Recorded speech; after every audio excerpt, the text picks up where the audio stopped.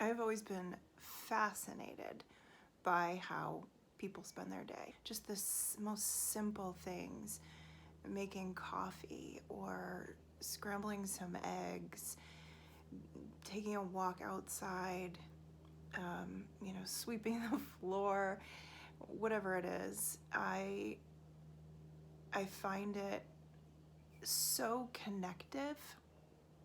It feels like, these are the things that pull us together, that remind us that we are operating on, a much larger heartbeat than just our own.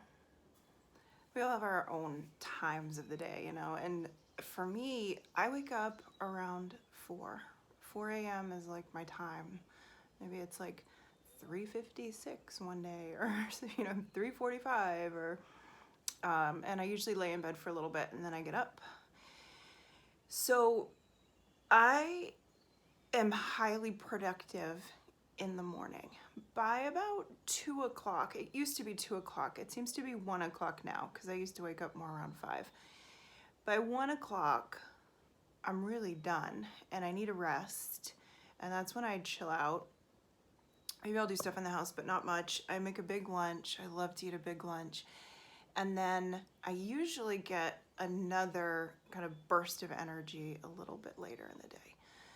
So by the time some people in my house are waking up on the weekends, I've already put in like 4 or 5 hours of, whether it's learning time or gardening time or home time, or, I'm ready for phase 2 of my day.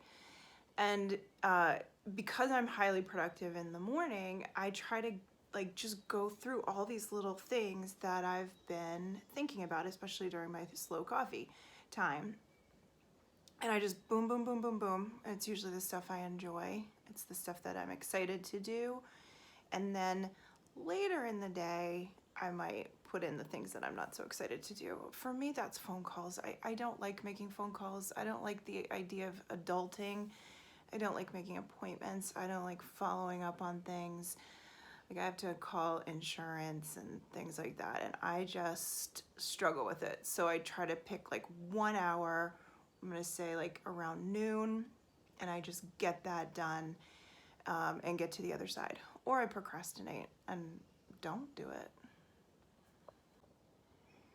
One thing I started doing a long time ago, probably like over a year now, is I have slow coffee.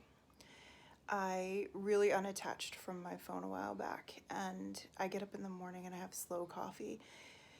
What I've started doing is using like the first hour or two as my learning time, my education time.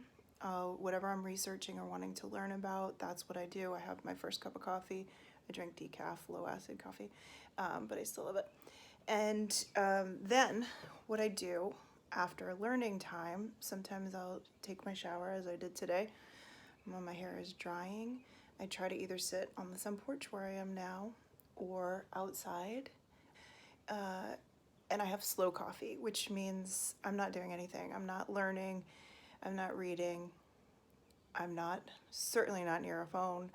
I am just having my me time, and I can look at the garden, I can look outside, I can think, I can let my mind wander, I can dream, I can think about what I want to do that day. I can think about what, today I'm thinking about making a peach pie, thinking about that. I've been thinking about the bean seeds I want to plant. I've been thinking about what I'm going to put in the little seed trays to start.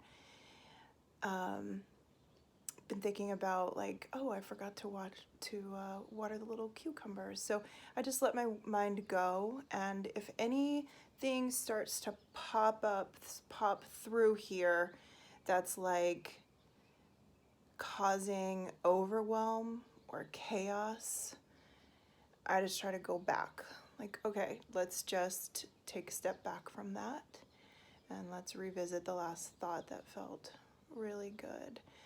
And overwhelm has a really, really easy access to me. So I just stop, go back. All right, so things that might be feeling stressful, like some phone calls I need to make, those things don't really need to be during slow coffee time. They don't need to be here. This is like, I used to call morning coffee like my prayer time. Like that's when I'm thankful, I'm grateful, I think about my blessings, and I just have slow time. I got almost every plant that we've started from seed in the garden today, which, well, finished today. I've been working on this for weeks, but I think we're getting somewhere.